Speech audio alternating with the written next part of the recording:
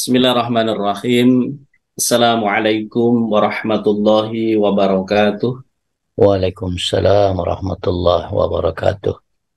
Alhamdulillah, alhamdulillahi rabbil alamin, summa alhamdulillahi rabbil alamin.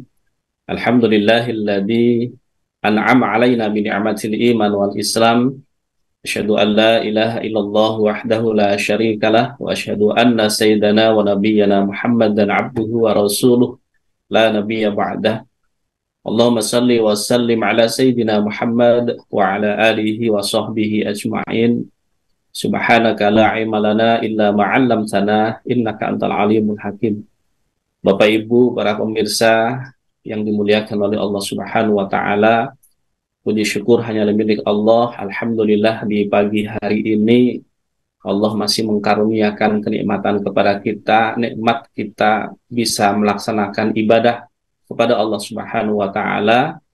Mudah-mudahan sisa umur kita ini betul-betul bisa kita manfaatkan dengan sebaik-baiknya untuk menyiapkan bekal kita kembali menghadap Allah Subhanahu wa taala. Bapak Ibu yang baik, di dalam Al-Qur'anul Karim Allah Subhanahu wa taala memberikan kabar gembira kepada kita, mengajak satu perniagaan yang keuntungannya itu tidak bisa diukur dengan ukuran dunia. Kalau kita bisnis dengan manusia, paling keuntungan yang kita dapatkan hanya sekian persen dari modal yang kita keluarkan.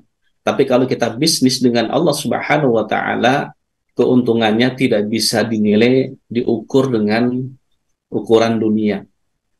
Ini Allah sampaikan di dalam Al-Qur'anul Karim surat As-Saff ayat 10. A'udzubillahi minasyaitonirrajim.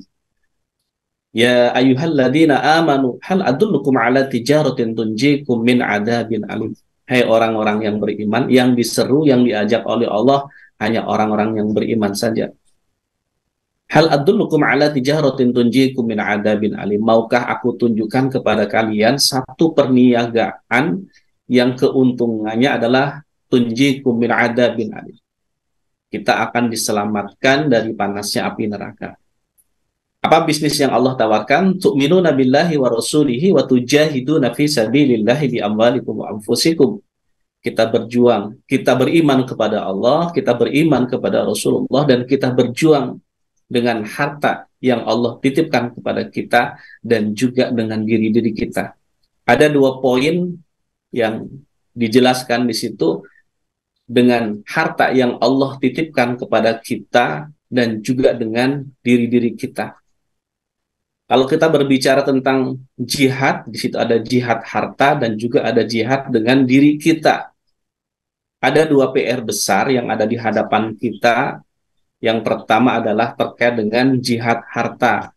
Ya, ini ladang amal yang sangat luar biasa bagi kita. Dengan jihad harta, maka Allah akan menyelamatkan kita dari panasnya api neraka. Kita sering mendengar istilah zakat, infak, sedekah, wakaf, ya. Di masyarakat, kalau kita berbicara tentang wakaf, yang dipahami hari ini, wakaf itu identik dengan masjid, membangun madrasah, dan lain sebagainya. Ya. Padahal kalau kita berbicara tentang wakaf, itu sangat luas sekali. Ya. Oleh karena itu, pagi hari ini, insya Allah, kita akan menimba ilmu dari guru kita, Profesor Dr. Nurul Huda. Beliau diberi amanah di antaranya, karena amanahnya banyak ya, di antaranya adalah di Badan Wakaf Indonesia, diberi amanah sebagai komisioner Badan Wakaf Indonesia. Mudah-mudahan pagi hari ini bisa menyampaikan ilmu tentang dua hal. Satu adalah memotivasi kita, memberikan edukasi kepada masyarakat, kepada kaum muslimin untuk berwakaf. Yang kedua adalah memotivasi dan memberikan edukasi kepada masyarakat yang hari ini diberi amanah sebagai nadir. Kalau kita kemudian melihat terkait dengan potensi wakaf di Indonesia begitu besar ya, bahkan saya melihat dalam catatan yang saya dapatkan dari BWI mencapai 180 triliun. Ini luar biasa ya. Kalau 180 triliun itu diberikan kerupuk, se-Indonesia banjir kerupuk kan begitu ya. Subhanallah, ini satu potensi yang sangat besar, tetapi realisasinya masih sangat minim sekali, ya, hanya 860 miliar, ya. Perbandingannya sangat jauh sekali. Kenapa masih sangat jauh? Bisa jadi karena pemahaman masyarakat terkait dengan masalah wakaf masih sangat rendah. Para nadir, para ustadz untuk memberikan edukasi kepada masyarakat. Yang kedua adalah potensi tadi ataupun aset wakaf yang ada tidak semuanya ataupun masih sedikit yang diproduktifkan, masih sedikit yang dimakmurkan, ya. Dari aset wakaf yang ada atau bangunan ataupun tanah yang statusnya wakaf di seluruh Indonesia mencapai berapa 56.000 lebih hektar, ya, yang tersebar di 428.000, ya, 820 lokasi tempat. Dari seluas itu masih belum produktif, sehingga tadi sebelum saya masuk sempat diskusi dengan profesor bagaimana supaya aset wakaf itu lebih produktif. Produktifnya itu tidak hanya sekedar menghasilkan uang, tetapi nilai manfaatnya dirasakan oleh sebanyak-banyaknya hamba Allah ataupun mauquf alaih. Sehingga ini menjadi bagian tanggung jawab kita bersama untuk mengelola aset wakaf. Bapak Ibu yang baik, insya Allah hari ini kita akan menyimak kajian ilmu dari guru kita, Profesor Dr. Nurul Huda. Mudah-mudahan dua hal ini bagi yang sekarang diberi amanah sebagai nadir, mudah-mudahan terus meningkatkan kualitas belajar dan terus belajar sehingga aset wakaf yang diamanahkan oleh wakif kepada kita bisa menebarkan manfaat untuk sebanyak-banyaknya hamba Allah. Yang kedua adalah memotivasi kepada kaum muslimin, yuk kita kembali kepada wakaf, kita membangun peradaban di negara kita dengan wakaf, insya Allah. Kita akan sapa terlebih dahulu guru kita, Profesor Dr. Nurul Huda. Assalamualaikum warahmatullahi wabarakatuh, Prof. Waalaikumsalam warahmatullahi wabarakatuh. Sehat, Prof? Alhamdulillah khair, Ustaz Fahrudin. Sehat juga untuk Ustaz dan keluarga dan diri sekalian. Silakan, Prof. Kita ingin edukasi kepada masyarakat, memotivasi kepada masyarakat untuk berwakaf karena potensi wakaf sangat besar. Insya Allah kalau wakaf ini tergali dengan baik, maka insya Allah banyak manfaat bagi umat insya Allah. Silakan, Prof. Baik, makasih Ustaz. Assalamualaikum warahmatullahi wabarakatuh. Alhamdulillah nahmaduhu wa nasta'in wa nastaghfiruh wa na'udzu billahi min syururi anfusina wa min sayyiati a'malina. May yahdihillahu fala mudhillalah wa may yudlil fala hadiyalah. Asyhadu an la ilaha illallah wahdahu la syarikalah wa asyhadu anna Muhammadan abduhu wa rasuluh la nabiyya ba'da. Allahumma salli wa sallim wa barik wa karim wa radallahu nasyabi rasulillahi ajmain, amma ba'. Hadirin sekalian yang insya Allah dimuliakan oleh Allah Subhanahu wa Ta'ala, izin sedikit berbagi terkait dengan esensi wakaf. Mungkin tadi sudah disinggung, kita mengenal terminologi ataupun istilah jiswab, zakat, infak, sedekah, wakaf. Mungkin kalau saya lebih jabarkan lagi, pertama ada makna sedekah. Sedekah itu sebenarnya bisa kita bagi dalam dua kategori utama. Yang pertama adalah sedekah wajibah, yang kedua adalah sedekah nafilah. Yang namanya sedekah wajibah antara lain bisa berupa nafkah, yang kedua zakat, nazar, ya, kafarat ataupun yang lainnya. Ini termasuk ke dalam sedekah wajibah. Berarti sedekah ini hukumnya adalah wajib dalam konteks yang saya sebutkan tadi. Dalam Quran surah At-Taubah surat yang ke-9, apakah ayat 103 ataupun ayat 60, Allah menggunakan pendekatan uzmin amwalihim sedekah. Kemudian Allah juga katakan innama shadaqatu lil fuqara, berarti menggunakan pendekatan kata sedekah. Sedekah di sana dimaknai dengan dimensi yang kita sebut dengan sedekah wajibah. Berarti konteksnya di sana adalah zakat. Nah, yang kedua adalah sedekah nafilah. Sedekah nafilah adalah sedekah sunnah. Misalnya apa? Misalnya adalah infak. Sedekah sendiri itu adalah termasuk ke dalam sedekah nafilah. Sehingga terkadang kita bertanya apa sebenarnya perbedaan antara infak dengan sedekah. Maka sederhananya saya bisa katakan infak wujudnya harus dalam bentuk materi, sedangkan yang namanya sedekah wujudnya bisa materi, bisa non-materi. Ketika Rasul mengatakan senyumlah kamu karena sesungguhnya senyum itu adalah sedekah, berarti wujudnya adalah non-materi. Maka di situ yang kita sebut dengan sedekah nafilah.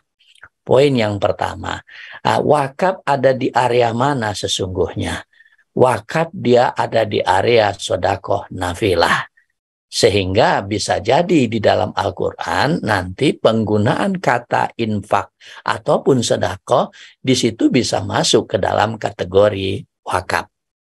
Poin yang pertama. Poin yang kedua, secara spesifik ketika kita bicara wakaf, memang kita harus akui tentu akan berbeda dengan yang namanya zakat. Ya, zakat orang lebih kenal tentu dibandingkan dengan wakaf. Jadi dalam rilis survei yang dilakukan oleh Kemenak, Basnas, dan BWI, mohon maaf tahun 2020, pemahaman dasar tentang wakaf itu masih sangat rendah kategorinya. Ya, skornya dia 57,67. Apalagi dilanjutkan dengan pemahaman lanjutan tentang wakaf di atas pemahaman dasar. Jauh lebih rendah lagi 37,97. Dan yang ketiga, ketika bicara indeks literasi wakaf yang saya maksud di sana adalah 50,48. Sekali lagi ini juga masih sangat jauh dan kategorinya rendah. Sehingga perlu sebuah effort buat kita memberikan penjelasan kepada masyarakat secara umum terkait dengan apa yang dimaksud dengan wakaf itu sendiri. Kemudian alhamdulillah ini tahun 2020 dalam perkembangannya di tahun 2022 sudah mengalami peningkatan. Ketika Badan Wakaf Indonesia mencoba untuk melakukan peringkat terkait dengan indeks wakaf nasional yang menjadi ukuran atau katalisator pengembangan wakaf di suatu daerah, maka untuk tahun 2022 di sini ada daerah-daerah yang sudah dikategorikan sangat baik di dalam hal pengelolaan ataupun memberikan pemahaman terkait dengan masalah wakaf itu sendiri. Tentu kita patut bersyukur ada sebuah peningkatan yang sangat signifikan terkait dengan pengembangan wakaf yang ada saat ini. Saya masuk kepada esensi yang paling dasar. Jamaah sekalian, yang pertama ketika kita bicara wakaf, maka sebenarnya kita dapat lakukan dengan dua pendekatan. Yang pertama secara lugawi, secara bahasa. Maka wakaf berasal dari kata waqafa yaqifu waqfan, yang artinya bisa saja kita maknai dengan berhenti ataupun diam. Poin yang pertama secara etimologi.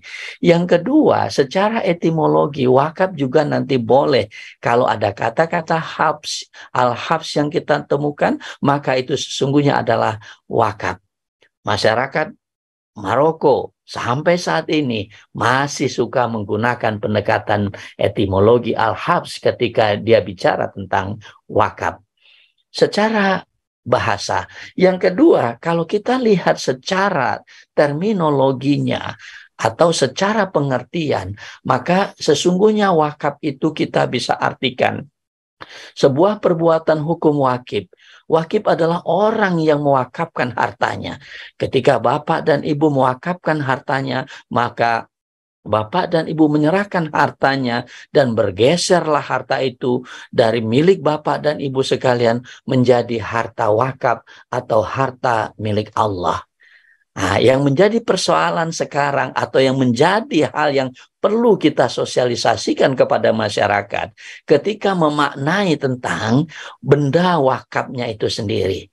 Ketika bicara tentang benda wakaf, Ustadz Fahrudin sudah singgung tadi, kita masih diprem dengan kondisi yang kita sebut dalam bahasa yang sangat umum sekali, ada istilah 3M. Wakaf itu adalah makam, wakaf itu adalah madrasah, wakaf itu adalah masjid. Adakah yang salah? tentu tidak ada yang salah dengan prem yang semacam itu. Hanya tentu saat ini terus berkembang wakaf itu sendiri. Wakaf uang sekarang sudah menjadi bagian integral dari pengembangan wakaf di Indonesia. Majelis Ulama sudah mengeluarkan fatwa terkait dibolehkannya wakaf uang itu sendiri. Imam Az-Zuhri sebelumnya sudah pula menekankan diperbolehkannya yang namanya wakaf dinar ataupun dirham. Berarti dasar hukum wakaf uang sudah ada. Berarti prem kita geser. Bukan hanya 3M yang kita pahami tadi, tetapi kita bisa bergeser kepada jenis-jenis wakaf yang lain. Yang paling familiar di kita ada dua saat ini tentunya. Apa yang dikenal dengan wakaf uang dan wakaf melalui uang. Bapak dan Ibu sekalian yang dimuliakan oleh Allah Subhanahu wa Ta'ala. Kalau dulu bayangan kita berwakaf harus punya tanah terlebih dahulu, maka kita geser. Mohon maaf, Rp5.000 kita sudah berwakaf. Artinya Rp2.000 pun kita masih bisa untuk berwakaf. Artinya tidak ada lagi boleh ada barriers, ada hambatan untuk mau berwakaf kita. Kenapa? Dengan wakaf uang berapapun kita bisa lakukan. Nah, sebelumnya kita lihat apa sih manfaat kalau kita berwakaf. Maka di dalam Al-Quran, di dalam Quran surah Al-Baqarah, ataupun nanti di dalam ayat-ayat yang lain, saya bisa katakan bahwasanya dalam konteks Al-Quran, tidak ada secara eksplisit pembahasan wakaf tadi. Sekali lagi saya ulang, secara eksplisit. Tetapi secara implisit, maka ayat-ayat Allah bicara tentang wakaf tentu banyak. Pada kesempatan ini izinkan saya sampaikan beberapa ayat Allah. Yang pertama Quran surah Al-Baqarah. Masalul lazina yunfikuna amwalahum fi sabilillahi kamasali habbatin ambatat sab'a sanabil fi kulli sumbulatin mi'ah habbah. Sangat luar biasa. Kata-kata yang ada dalam konteks ayat ini adalah yunfikun amwalahum fi sabilillah. Ketika kita menginfakkan harta kita di jalan Allah. Ayat ini berkenaan dengan Sayyidina Utsman ibnu Affan, Abdurrahman bin Auf yang menyerahkan hartanya untuk perang Tabuk. Maka Rasul menyatakan, aku meridhoi Utsman ibnu Affan, Abdurrahman bin Auf. Maka mohon Rasulullah kepada Allah berikan keridhaan kepada Utsman ibnu Affan dan Abdurrahman bin Auf. Artinya apa? Dimensi Utsman ibnu Affan dan Abdurrahman bin Auf yang kemudian dia menafkahkan hartanya di jalan Allah. Apa ganjarannya? Ganjarannya Allah berikan 700 kali lipat dari apa yang telah kita berikan. Ini ayat adalah ayat yang bicara tentang wakaf dengan pendekatan bahasa yang disebut dengan yunfikun. Yang kedua, ayat Allah dalam Quran surah Ali Imran. Lan tanalul birra hatta tunfiku mimma tuhibbun wa ma tunfiku min syai'in fa innallaha bihi alim. Kebajikan sudah banyak kita lakukan, tetapi dinyatakan kebajikan kita belum mencapai pada titik yang sempurna. Kenapa kebajikan kita belum sampai kepada titik yang sempurna? Karena belum menafkahkan harta yang kita cintai. Ini pun ulama sepakat, ayat ini berbicara terkait dengan zakat. Dengan menggunakan pendekatan kata tunfiku mimma tuhibbun wa ma tunfiku min syai'in fa innallaha bihi alim. Dua ayat ini semakin jelas buat kita pentingnya wakaf dalam konteks Al-Quran. Yang ketiga, kalaupun boleh saya tambahkan, dalam Quran surah Al-Munafikun, surat yang ke-63, ayat yang 10, Allah mengatakan, wa anfiku mimma razaqnakum min qabli ayyati ahadakumul maut fa yaqula rabbi laula akhartani ila ajalin qarib fa saddaqa wa aku minas sholihin. Ini adalah ayat dalam catatan bahwasanya peringatan buat kita. Ya, kita diminta belanjakan sebagian apa yang telah Allah berikan kepada kita. Sebelum, kata Allah apa? Sebelum kematian kepada salah seorang di antara kita, mungkin Bapak dan Ibu sekalian, saya ataupun sahabat-sahabat kita yang lain, ketika Allah panggil, maka ada sebuah permohonan kita lakukan kepada Allah. Ya Robku, mengapa engkau tidak tangguhkan kematianku? Kita mohon ditangguhkan kematian kita. Hanya satu persoalan kita minta. Kenapa? Kalau diberikan penangguhan, maka aku akan bersedekah, sehingga aku akan termasuk orang-orang yang soleh. Penyesalan ketika ajal sudah dekat, belum pernah melakukan sedekah. Yang tadi saya sampaikan, sedekah wajibah ataupun nafilah, dalam konteks ini, ayat ini bicara tentang wakaf. Jadi jelas sudah buat kita. Himbauan berwakaf di dalam konteks Al-Quran sangat jelas. Manfaat wakaf begitu juga sangat jelas di dalam Al-Quran. Sekarang kita lihat dalam perspektif sunnah. Dalam perspektif sunnah berbeda dalam konteks Al-Quran. Berbeda maknanya adalah dalam perspektif sunnah secara eksplisit wakaf dibunyikan oleh Rasulullah Shallallahu Alaihi Wasallam. Ini adalah sebuah kasus di mana Sayyidina Umar bin Khattab mendapatkan tanah yang sangat luas di Khaybar, sehingga Sayyidina Umar bin Khattab meminta rekomendasi Rasulullah. Ya Rasulullah, apa yang harus aku lakukan dengan tanah yang aku miliki ini? Maka jawaban Rasulullah adalah, in syi'ta habasta aslaha wa tasaddaqta biha. Jadi Rasulullah mengatakan, in syi'ta habasta, habasta al-habs, yang artinya adalah menahan. Maka Rasulullah mengatakan, kalau kamu mau tahan sumbernya, berarti tahan pokoknya. Inilah makna wakaf secara etimologi yang saya sampaikan tadi, yang berarti adalah menahan. Wa tasaddaqta biha, sedekahkan manfaatnya. Hadirin sekalian, tidak usah khawatir ketika Bapak dan Ibu berwakaf, wujudnya dalam bentuk uang, maka dia akan dijaga pokoknya, tidak boleh berkurang sama sekali. Nazir mempunyai kewajiban mengelola dan mengembangkan harta wakaf itu, sehingga dikatakan wa tasaddaqta biha. Ketika sudah dikelola aset wakaf tadi menjadi sesuatu yang sifatnya produktif, maka sedekahkan manfaatnya. Keuntungan dari pengelolaan wakaf tersebut kita sedekahkan manfaatnya. Ini dimensinya kita bisa pahami akan terus terjadi dan berlangsung terus-menerus. Ketika Bapak dan Ibu semua berwakaf uang, sebutlah masing-masing 10 juta, ada 200 jamaah berwakaf, berapa dana yang terkumpul. Kemudian saya sebagai nazir, saya kelola. Maka apa yang terjadi? Dapatlah saya dapat bagi hasil ketika saya tempatkan di lembaga keuangan syariah, atau saya gunakan untuk usaha yang saya punya bagi kesejahteraan masyarakat. Sektor pertanian, sektor peternakan, dimungkinkan kita untuk memproduktifkan dana wakaf yang kita miliki. Akhirnya apa? Kita akan dapat keuntungan. Keuntungan itulah yang menjadi sedekah jariah buat Bapak dan Ibu sekalian. Terus mengalir sedekah jariah itu. Selama aset wakaf yang dikelola oleh nazir tersebut terus memberikan sebuah kemanfaatan bagi umat. Poin yang pertama dalam perspektif hadis. Yang kedua, saya kira ini juga hadis yang sangat masyhur. Diriwayatkan oleh Muslim radhiyallahu an dalam nomor hadis 1631. Rasulullah mengatakan, iza matal insanun qata'in anhu amalu illa min salasa, illa min sadaqatin jariyah au ilmi yuntafabi au waladin sholih yad'ulah.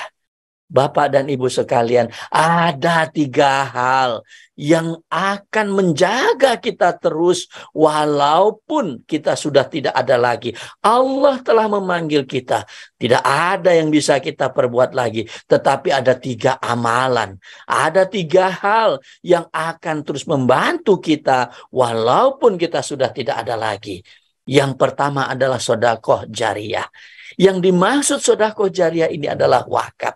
Yang tadi saya sampaikan, Ibu dan Bapak berwakaf, harta wakaf tersebut dikelola dan terus berkembang dan terus memberikan sebuah kemanfaatan, maka itu akan terus mengalir sebagai sebuah pahala. Dapatkah kita berwakaf untuk orang tua kita? Maka bisa dilakukan.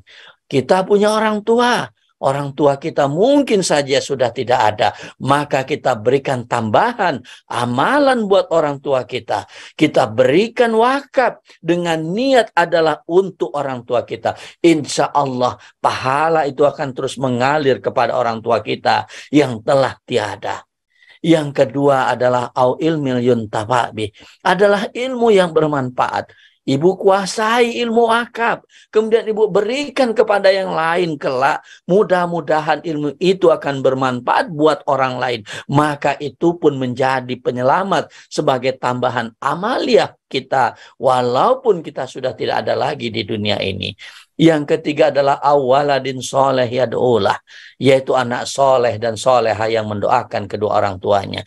Tidak semua orang diberikan amanah oleh Allah mempunyai keturunan, maka tidak usah khawatir, karena memang hadis ini adalah 3 hal yang bisa dilakukan. Kalau tidak ada yang namanya anak yang soleh dan soleh tidak kita miliki, kita tidak punya ilmu yang bermanfaat, masih ada 1 sedekah jariyah yang bisa kita berikan.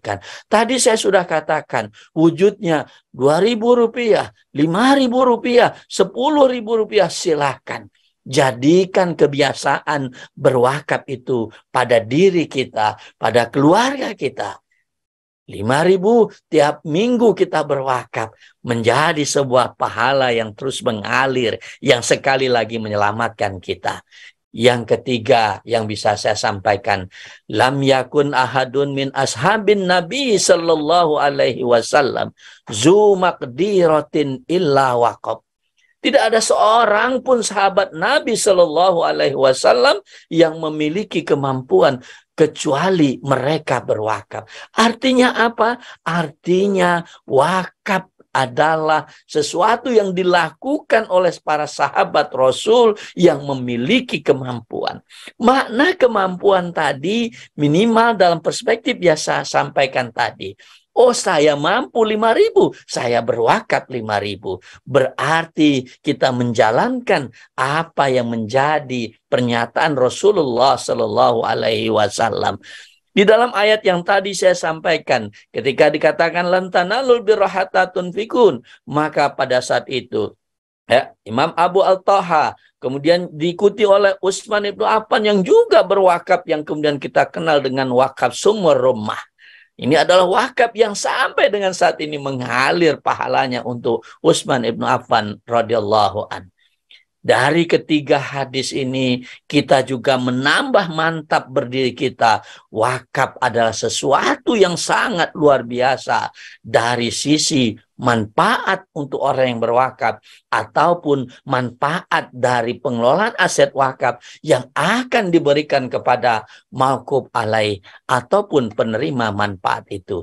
Sekarang sedikit saya bergeser secara esensial Bapak dan Ibu sekalian. Wakaf dalam konteks sekarang saya harus katakan bahwasanya bisa dilakukan untuk sementara waktu Bapak dan Ibu sekalian. Kalau selama ini mungkin pandangan kita berwakaf itu adalah untuk selamanya, maka saya harus katakan tidak hanya wakaf yang sifatnya mu'abbad, ada juga wakaf yang sifatnya adalah mu'aqqad. Saya kasih contoh. Saya punya uang 5 juta. Saya akan berwakaf kepada Ustadz Fahrudin selaku nazir. Ustadz, saya berwakaf 5 juta, tapi hanya untuk 2 tahun Ustadz. Boleh? Boleh. Karena wakaf uang boleh untuk yang sifatnya mu'aqqad ataupun yang sifatnya adalah temporer. Manfaatkan kesempatan ini. Kalau kita sudah mapan, kita sudah mantap, maka tentu kita geser dari yang namanya mu'aqqad menjadi mu'abbad. Tetapi jangan ditutup. Orang yang ingin berwakaf hanya untuk sementara waktu, untuk 1 tahunkah, 2 tahunkah, 3 tahunkah, karena berharap tentunya pahala yang Allah akan berikan Dan ridho Allah tentu akan turun buat mereka yang berwakaf. Sebagaimana Rasul mendoakan Utsman ibnu Affan, kemudian Abdurrahman bin Auf, memohon kepada Allah untuk memberikan keridhaan karena telah melakukan wakaf atau menginfakkan hartanya di jalan Allah. Yang berikutnya, para hadirin sekalian, dapat juga saya sampaikan bahwasanya wakaf sekali lagi bukan hanya untuk yang sifatnya sosial, untuk pesantren, asrama yatim piatu, ataupun musola masjid yang saya sampaikan tadi, tetapi bisa untuk pendidikan, bisa untuk kesehatan, bisa untuk perdagangan, bisa untuk pertanian. Semakin berkembang saat ini wakaf itu sendiri. Kalau kita telaah sejarah, kita sudah belajar dari Umar ibn Khattab, kita sudah belajar dari wakaf sumur rumah Utsman ibn Affan. Yang ketiga, jangan lupa ada seorang dari Aceh, Tengku Habib Buga, Baitul Asi, berwakaf. Aset wakafnya ada di Mekah.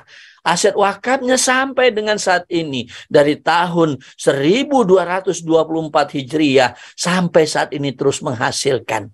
Bagi jamaah haji Aceh yang berangkat haji, insya Allah mendapatkan tambahan living cost dari pengembangan aset wakaf Habib Buga dari tahun 1224 Hijriah. Artinya begitu panjang manfaat yang didapatkannya. Kita juga bisa bayangkan begitu besar apa yang didapatkanlah Tengku Habib Buga dengan wakaf yang sudah dilakukannya tersebut. Ini adalah wakaf-wakaf dalam konteks terminologinya adalah wakaf-wakaf terdahulu. Sekarang bagaimana dengan wakaf-wakaf modern? Saya kasih contoh, mungkin kita kenal ada yang namanya Zamzam Tower. Zamzam Tower, sebuah bangunan yang sama-sama kita pernah lihat.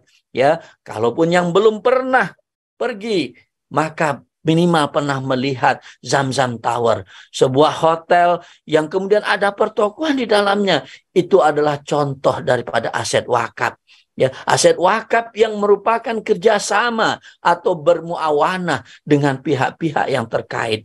Sampai saat ini, harta wakaf tersebut terus berkembang. Harta wakaf tersebut terus memberikan kemanfaatan. Ini contoh yang ada pada masa saat ini.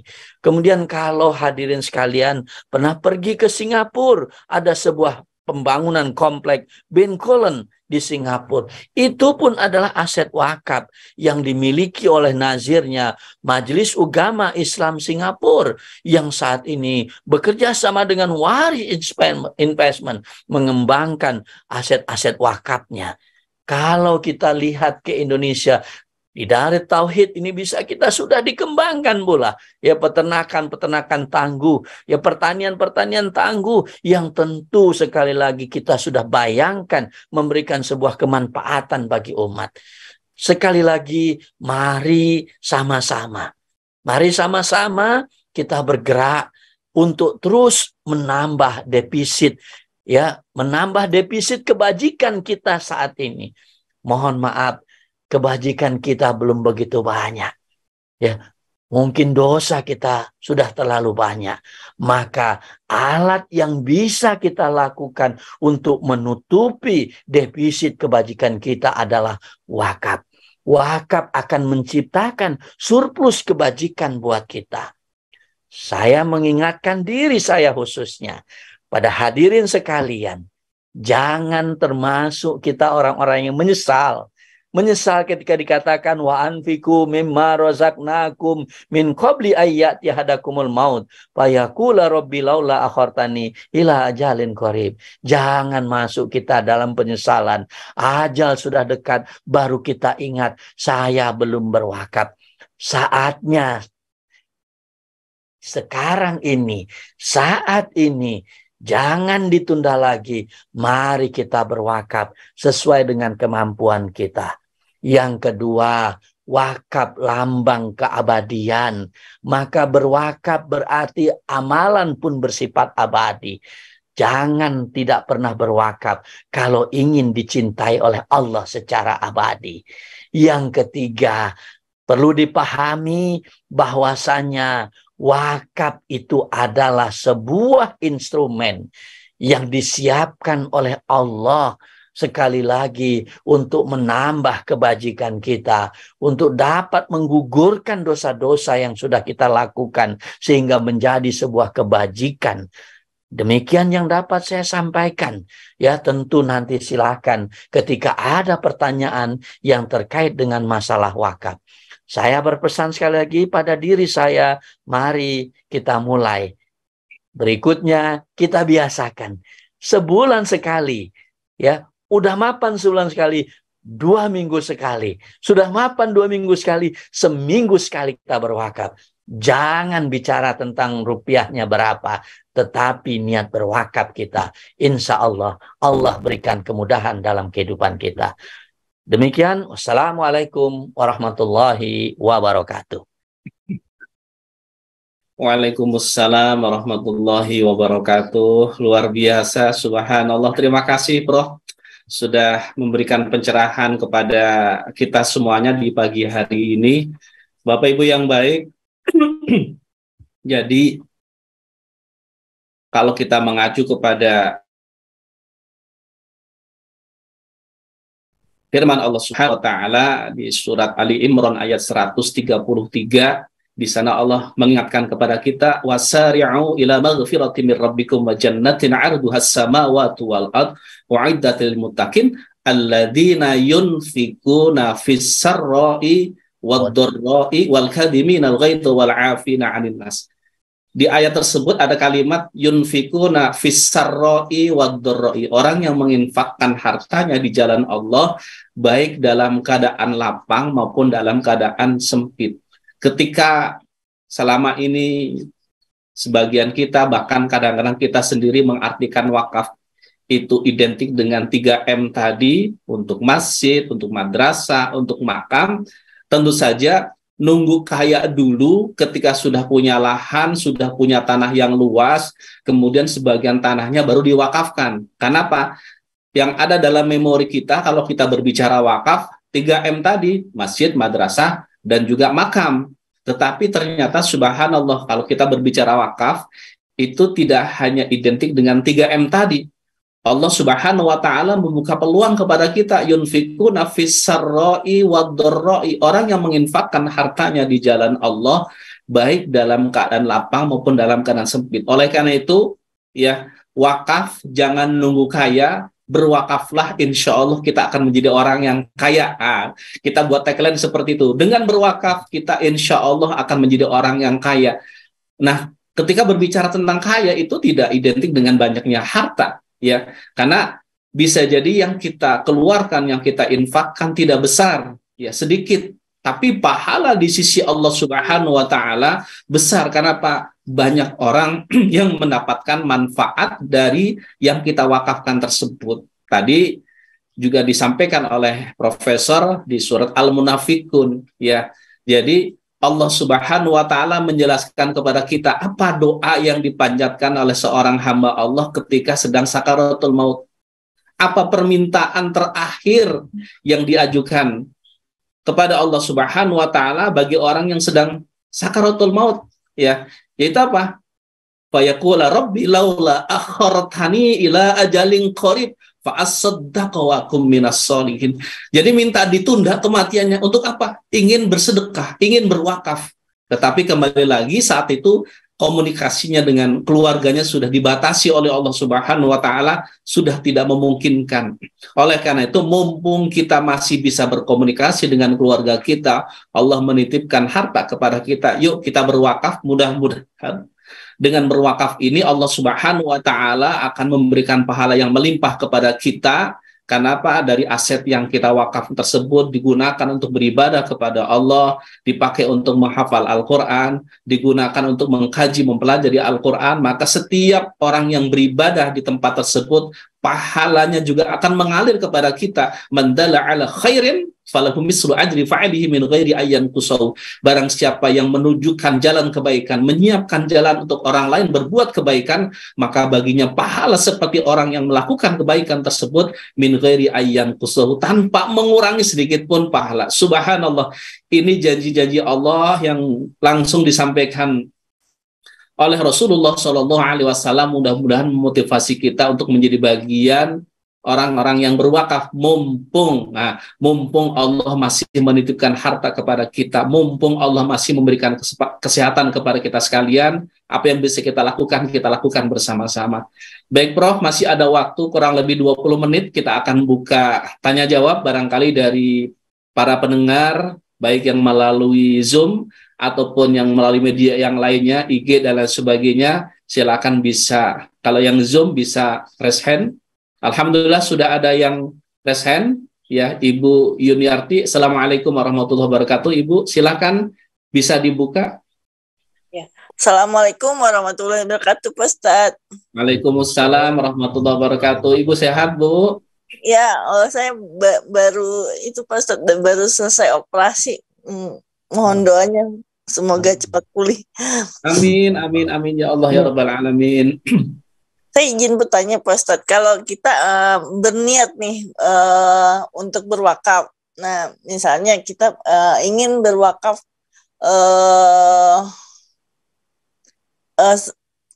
tanah wakafnya sudah ada, ingin membuat pesantren, tapi kan pesantren sekarang itu saya mencari pengajar-pengajarnya, inginnya yang sunah-sunah itu emang agak sulit ya Pak Ustadz. Kita kan harus bertanya dulu, kita juga harus datang dulu ke orangnya. Nah ini ustadznya sunnah apa bukan? Nah itu yang saya bingung itu, kadang-kadang kan ada yang sunnah ada yang enggak itu. Kalau secara begitu bagaimana ya Pak Ustadz kalau mencarinya? Terus kalau yang kedua, saya ingin bertanya juga Pak Ustadz, misalnya kita sudah punya pesantren itu dari tanah wakaf. Nah, kemudian pesantren itu dipakai kegiatannya yang tidak disunahkan oleh Nabi. Misalnya misalnya ada musik-musik gitu Pak Ustadz. Kan sekarang tuh di pesantren-pesantren kalau kita nggak hati-hati mencarinya, banyak tuh Pak Ustadz yang ada musiknya. Nah, sedangkan saya tuh nggak, kan kita dalam Islam itu tidak boleh seperti itu. Itu gimana Pak Ustadz? Baik. Terima kasih Ibu Yuniarti. Mudah-mudahan Allah senantiasa memberikan kesehatan kepada Ibu, memuliakan Ibu, dan sisa umurnya betul-betul bisa digunakan untuk menyiapkan bekal kembali ke hadirat Allah Subhanahu wa Ta'ala. Terima kasih Ibu. Prof, gimana Prof? Silakan Prof nanti. Ya, baik, makasih ya Ibu Yuniarti. Mudah-mudahan Allah segera sembuhkan, pulihkan dari penyakitnya. Yang pertama Ibu, tentu kita sangat appreciate terkait dengan upaya ataupun mungkin sudah dilakukan terkait dengan masalah wakaf tanahnya. Buat kita seorang wakif, tugasnya adalah mencari nazir yang mampu mengelola sesuai dengan harapan kita. Mohon maaf, sampai di situ saja kita Ibu. Artinya berikutnya kita serahkan kepada nazir yang sudah kita percaya tadi. Misalnya Ibu mempercayakan Darut Tauhid sebagai nazir ya untuk mengelola aset wakaf yang mungkin Ibu akan serahkan menjadi aset wakaf ya, yang tadinya milik Ibu Yuniarti sekarang akan digeser menjadi aset wakaf. Kita serahkan kepada Darut Tauhid sebagai pengelola misalnya, maka Darut Tauhid tidak boleh keluar dari apa yang Ibu ingin sampaikan tadi. Jadi sampaikan di ikrar wakaf, tanah ini untuk pesantren, pesantrennya adalah yang model seperti ini. Maka kita serahkan itu, tugas nazir harus mengikuti apa yang menjadi keinginan si wakif tadi. Jadi nggak usah lagi kita berpikir nanti kita nggak akan eksekusi ya terkait dengan hal tersebut. Jadi kita serahkan, cari nazir yang amanah, nazir yang sudah mendapatkan izin dari Badan Wakaf Indonesia, maka andaikan nanti mohon maaf nazirnya tidak menjalankan amanah, maka konsekuensinya BWI akan mencabut izin kenazirannya. Ibu ataupun keluarga Ibu bisa menyampaikannya. Mohon maaf, Prof, ada nazir yang kami percaya ternyata dia tidak menjalankan sesuai dengan akta ikrar wakaf yang sudah kami lakukan. Maka tugas BWI yang pertama menyelamatkan harta benda wakaf itu terlebih dahulu, yang kedua baru mencarikan pengganti nazirnya. Jadi jangan sampai Ibu berpikir kepada bagaimana pengelolaannya untuk hal tersebut. Ibu cukup sampaikan apa yang Ibu inginkan, maka nazir yang akan melaksanakan. Saya kira itu sederhananya jawabannya Ibu. Ya, mudah-mudahan pesantren yang sudah Ibu rencanakan tadi bisa menjadi lebih besar dan menjadi pesantren wakaf. Pesan saya tentu nanti gimana? Sekarang orang menganggap sesuatu itu harus apa? Harus free, jangan dibuat free, saya bilang, supaya manfaat wakafnya akan terus berkembang. Ya, jadi saya buka pesantren, saya diamanahkan oleh Ibu Yuniarti, saya santrinya harus bayar dulu.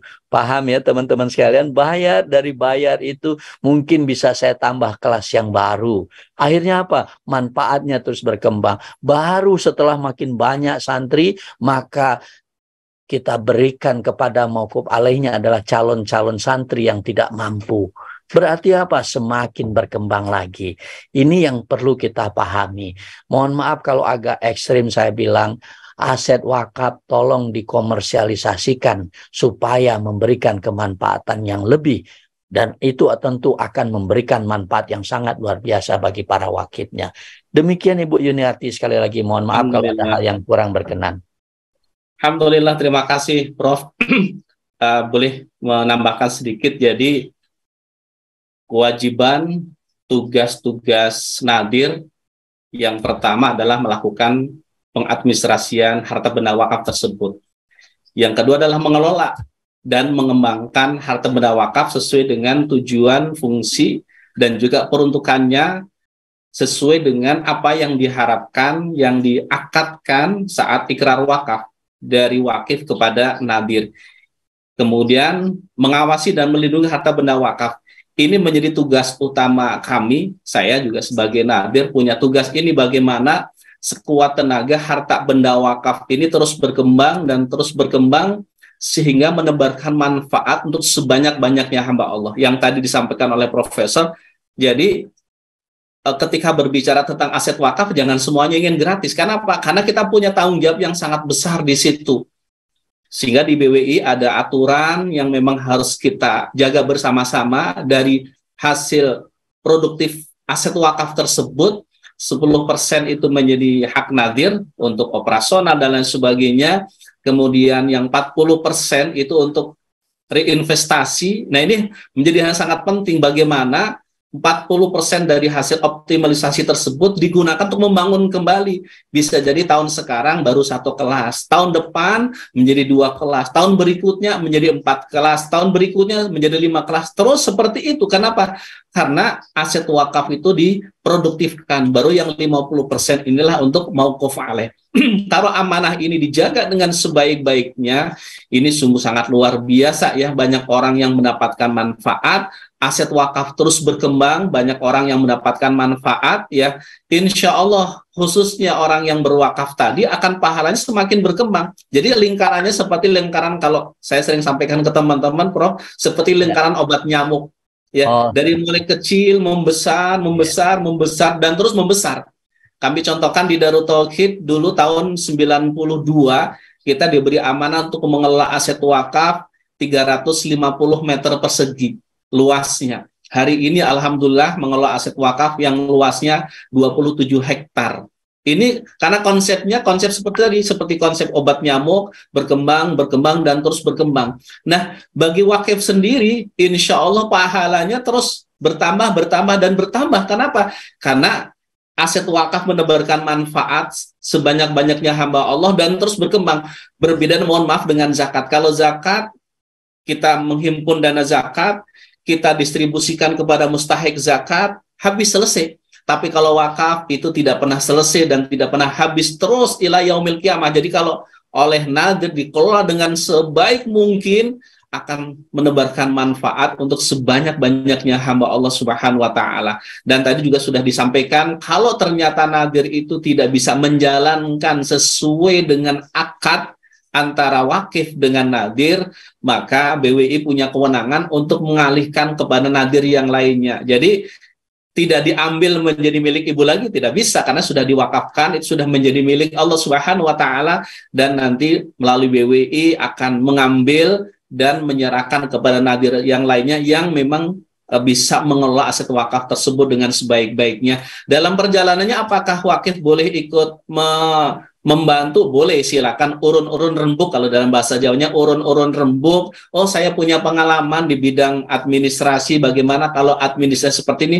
Boleh, tapi kalau intervensi, mengatur dan sebagainya sampai detil, itu bukan wilayah wakif. Sudah, kalau sudah diwakafkan, serahkan sepenuhnya kepada nadir untuk dikelola sehingga menebarkan manfaat untuk sebanyak-banyaknya hamba Allah Subhanahu wa Ta'ala.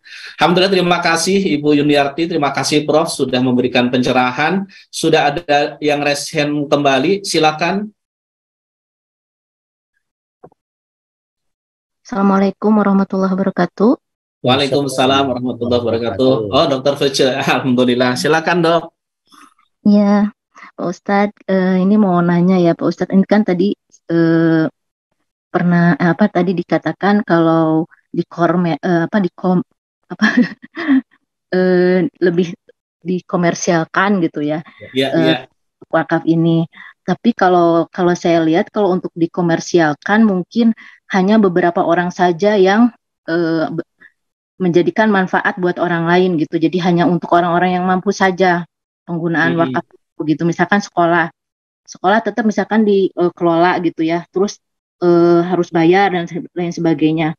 Nah, jadi mungkin kalau untuk komersialnya harus berapa persennya gitu. Jadi jangan semuanya komersial. Jadi kalau bisa sih lebih bermanfaatan sama orang-orang yang memang sudah juga tidak mampu gitu ya. Tapi lebih besar kebermanfaatannya buat orang-orang yang tidak mampu gitu loh, Pak Ustadz. Jangan sampai komersial di sini hanya untuk orang-orang tertentu saja. Jadi yang bisa memanfaatkan sekolah itu hanya untuk orang-orang yang mampu saja gitu. Iya. Ya, mungkin itu saja Pak Ustadz. Baik. Ya gitu. Assalamualaikum warahmatullahi wabarakatuh. Terima kasih Dokter. Alhamdulillah. Jadi ini nanti Profesor bisa menambahkan ya. Yang dimaksud dikomersilkan adalah agar aset wakaf itu bisa menebarkan manfaat untuk sebanyak-banyaknya hamba Allah. Orang yang kaya ya kemudian menyekolahkan anaknya di atas lahan wakaf, ya bayar yang mahal supaya Pak Adil. Nanti orang yang miskin gratis, kan gitu. Jadi mauquf alihnya seperti di kita nih, alhamdulillah kita di Serua ada pendidikan formal SMP, SMA, di sana gratis Prof. Jadi gratis, tis semuanya kan gitu. Dari mulai masuk sampai nanti ketika liburan pulang ke rumahnya, nanti sampai kembali, itu semuanya disiapkan dananya dari kita. Dari dana apa? Dari dana hasil optimalisasi aset wakaf. Ketika aset wakaf dikomersilkan, bahasa Profesor tadi ya, dikomersilkan, itu sebenarnya supaya orang-orang yang tidak mampu pun bisa belajar di aset wakaf yang di aset tersebut bukan hanya orang-orang yang kaya saja. Jadi bahasanya gini, yang kaya bayar, mahal bayarnya, yang miskin gratis. Itulah adil. Jadi kalau yang miskin juga bayar mahal, itu berarti tidak adil. Maka aset wakaf dikomersilkan agar bisa banyak orang, walaupun dia ekonominya terbatas, juga bisa belajar di aset wakaf tersebut. Itu yang dimaksud dikomersilkan. Mangga Prof, silakan. Mungkin ada yang dilengkapi Prof. Ya, baik, makasih. Sebenarnya udah cukup jelas. Begini dokter, yang saya maksud tentu jangan disalah maknai nanti. Jadi kalau kita tidak komersilkan, dia misalnya mohon maaf dokter punya pesantren, kemudian santrinya itu gratis semua, tentu nggak ada pendapatan kita di sana sehingga aset wakaf nggak berkembang. Misalnya kita mulai untuk santri harus berbayar. Ya, santri berbayar maka tentu kita dapat pendapatan di sana. Pendapatan di sana tadi kita gunakan untuk mengembangkan pondok tadi. Tadi cuma ada 2 kelas dokter, sekarang kita tambah 1 kelas. Berarti ada peningkatan aset wakafnya. Untuk kelas yang ketiga ini, yang sudah ada 3 kelas tadi, kita mulai buka konsep mauquf alaihnya, dokter. Jadi mauquf alaih itu adalah orang yang berhak menerima manfaat wakafnya. Maka nanti ada 50 siswa yang kita terima untuk kelas yang ketiga, bisa jadi 25 itu adalah dia dapat beasiswa ya dengan posisi dia sebagai mauquf alaihnya. Berarti 25 sudah gratis dia. Masuk lagi nanti ada lagi kelas yang keempat karena dapat pendapatan tadi, terus kita tambah lagi. Nah, disitulah keleluasaan wakaf sebenarnya, mohon maaf, dibandingkan zakat. Tentu tidak ada maksud mendikotomikan kedua instrumen ini. Kalau di yang namanya zakat, dokter tentu sudah sangat paham, peruntukannya udah jelas, kita nggak boleh keluar dari 8 asnaf. Tetapi kalau untuk wakaf sangat dimungkinkan. Dia tidak harus dalam bentuk orang, dia wujudnya dalam bentuk fisik boleh, wujudnya dalam bentuk orang boleh, dalam bentuk program boleh, dan lain sebagainya. Jadi tujuan mengkomersialisasikannya itu adalah yang saya maksud adalah demikian. Sama sekali lagi tadi ketika saya katakan Zam-Zam Tower, ya. Nazirnya cuma punya wakaf tanah dia, dokter. Kemudian dia mau ngebangun nggak punya duit bangunannya. Saya undanglah Ustadz Fahrudin yang kontraktor. Bangunin dong Ustadz. Saya dapat apa Prof? Nanti Ustadz bagian sewanya nanti kita bagi di situ. Dibangun ya oleh Ustadz Fahrudin. Udah selesai bangunannya, kemudian ternyata ada dokter punya keahlian, mohon maaf, untuk mencari orang yang akan sewa, orang yang menginap. Kita kerjasama lagi. Itu namanya bersinergi, kita bermuawanah dalam mengembangkan aset wakaf. Akhirnya apa? Semuanya dapat. Nanti udah 50 tahun aset Zam-Zam Tower itu diserahkan kepada nazirnya. Berarti menjadi aset wakaf, ya, aset nazir dia nanti penuh.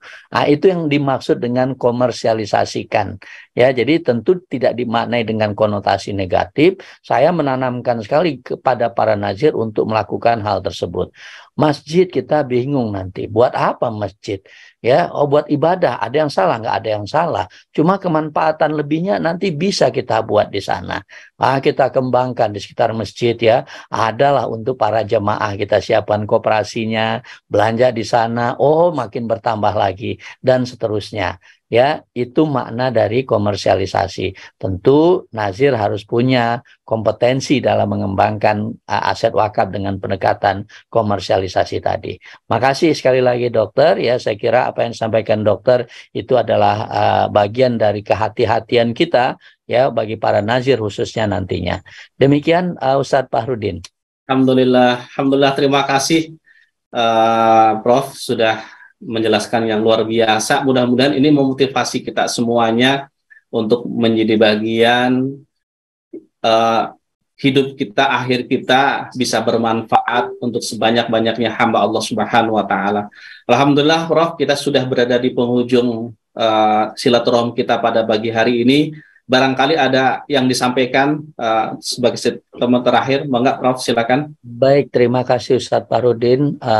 Hadirin jamaah sekalian, baik yang mendengar ya lewat radio ya ataupun yang lainnya, maupun yang secara menggunakan Zoom, Bapak dan Ibu yang hadir ini adalah orang-orang yang dipilih Allah untuk menyimak wakaf. Gerakan Allah ada di dalam Bapak dan Ibu semua.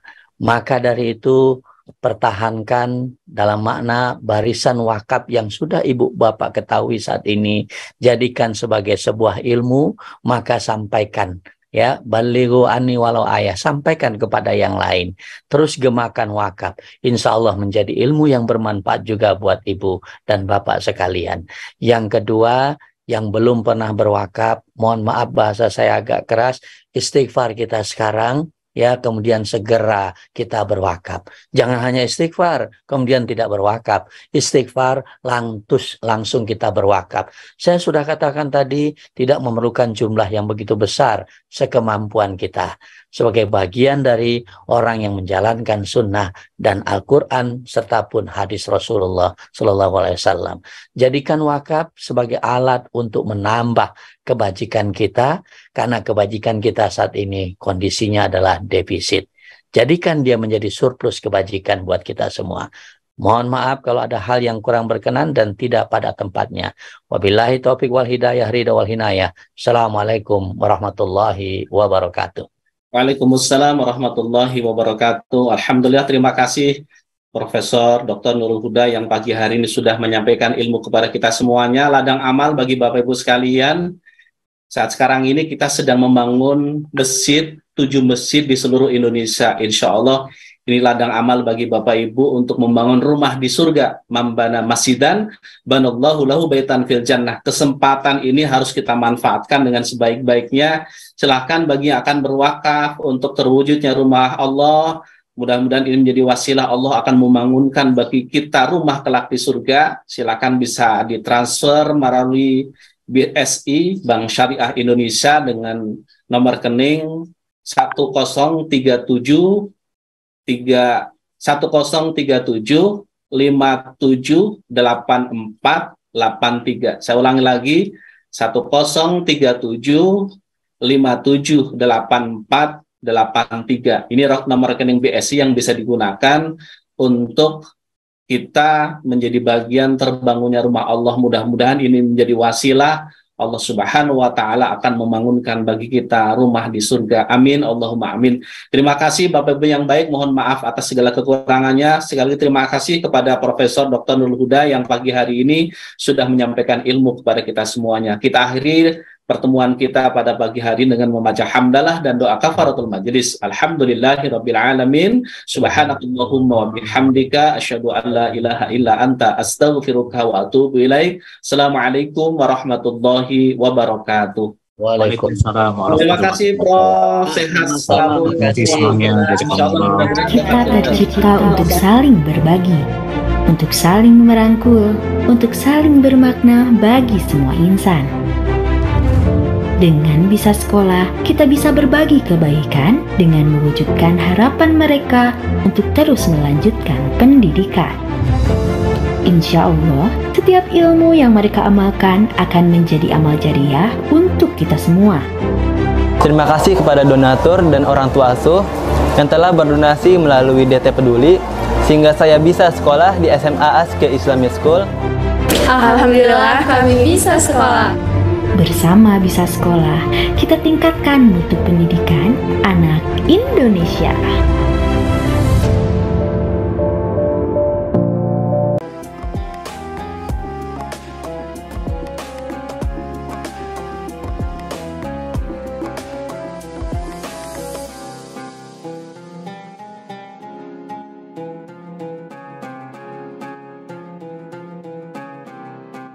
Jangan lupa, saya bilang sekalian, terus berlangganan di Darut Tauhid Official.